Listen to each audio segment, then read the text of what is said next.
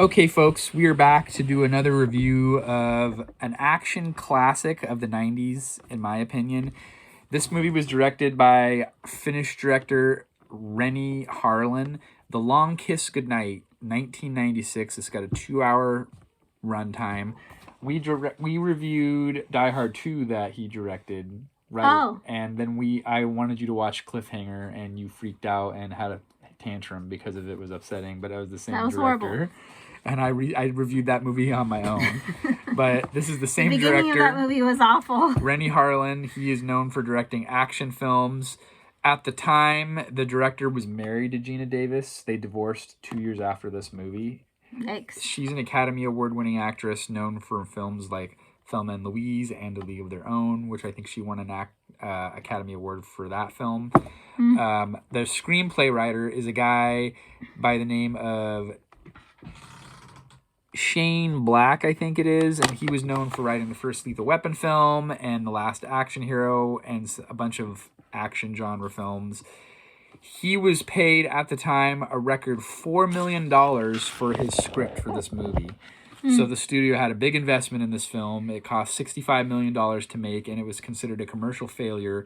It made $33 million opening weekend, and globally it made $95 million, so it barely made anything compared to what they invested in it. And this is the second flop for Gina Davis's career, and it's considered one of the movies that kind of ended her acting career because of Really? She did so great in it. This was number 47 of box office for 1996. So you got to think that it's going up against a lot of heavy hitters in 96. Wow. The top four for 1996 was Independence Day was number 1. Oh. And then Twister was number 2. First Mission Impossible with Tom Cruise is number 3, and The Rock with Nicolas Cage and Sean Connery was number 4. And then also in 96, you have Michael Mann's action hit with Val Kilmer and Robert De Niro, Heat. So there was a lot of... Oh, and then Mel Gibson had another action film out the same year called Ransom. So there was a lot of similar genre movies that it was competing against, and this is just kind of like way down the line because it's very formulaic. If you realize, once I realized it was the same director as Die Hard 2 and the guy that wrote the screenplay for Lethal Weapon, it kind of pulls a lot of those elements.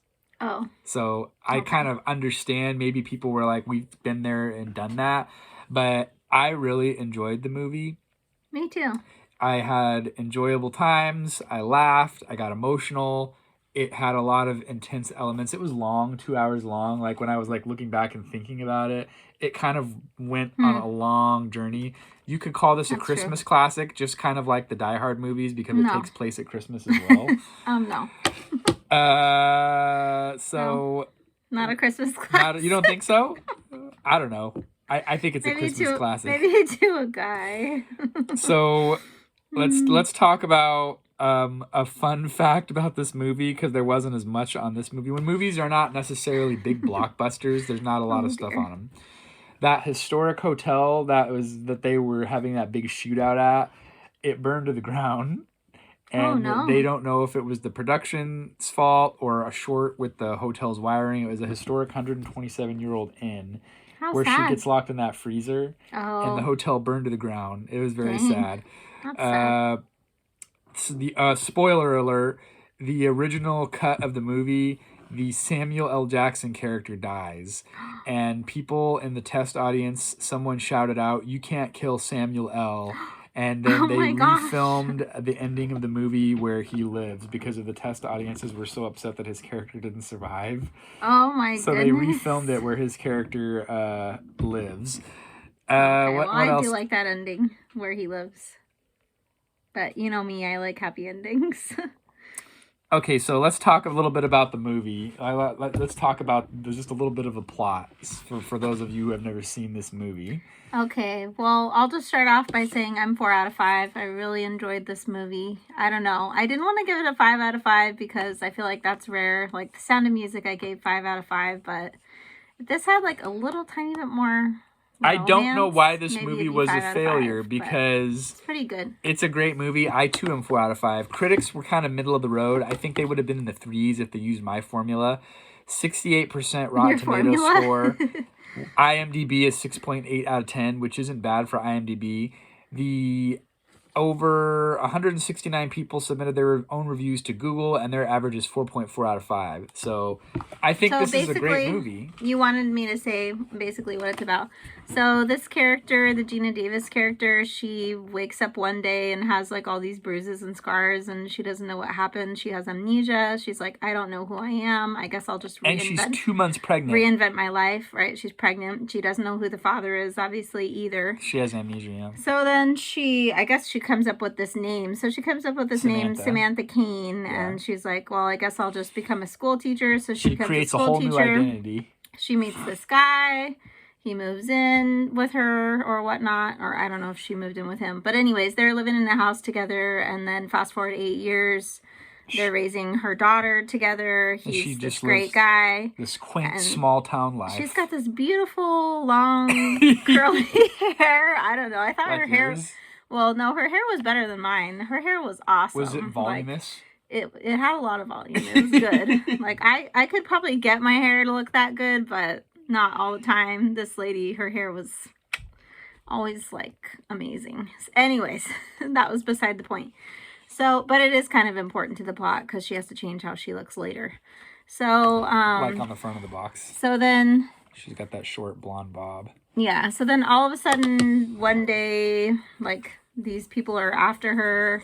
This guy is, like, trying to kill her and stuff. Well, okay, so the Christmas part of it was she's in this Christmas parade, which is shown on television, and then this guy who's a convict or whatever, he's in prison, and he sees her on TV. From her past. And he's like, what the heck? She was supposed to be dead.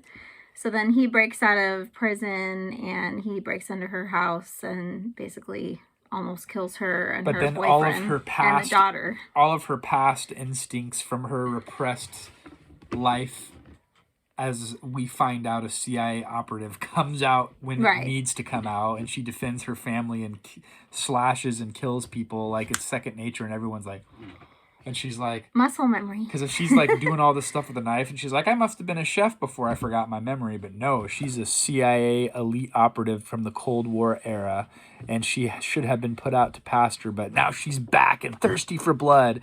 And then it's like the whole movie is her trying to come to terms. Do I go back to the life of an assassin mercenary person?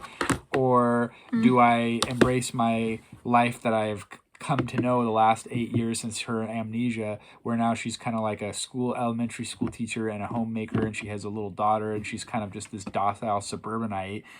And that's the kind of interesting part of the movie, where she's like got this tug of war where she's trying to be this hardcore person because of like the amnesia version of her. She's very wholesome, doesn't use profanity. And then the real life version of herself comes out. She drinks, she smokes, she says the F word.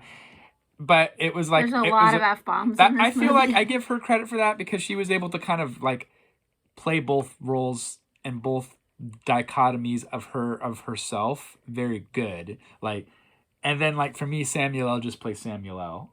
You know what I mean? Yeah, he's always like, the same. He's the same. He's always awesome. Like the same, but he was awesome. And he's just kind of like this shady guy who's like an ex-Atlanta cop that got arrested for fraud. And there's this one scene that was specifically poignant, and I was dying laughing. And he's like, "Oh yeah, like I lost my police job because of like something shady happened." And then you think, "Oh, he was framed." And he's like, "Ah, no, I did it." And you're just like, "Oh, it's so she great. says, "Oh, they set you up," and he's like, "No, I did it. I committed these crimes." Yeah, that was a laugh out loud. That's why it's moment. like. That's why I say funny. it's a buddy comedy because they have each other's backs. Yeah, I wouldn't call it a comedy though. Like, a black comedy. Whatever. No, there's funny moments, but it's mostly like drama and action. Yeah. Lots of violence. killing, lots of violence, lots of F words, neck cracking deaths. Yeah, where she's just neck breaking with her elite murderous She's tactics. pretty good at that.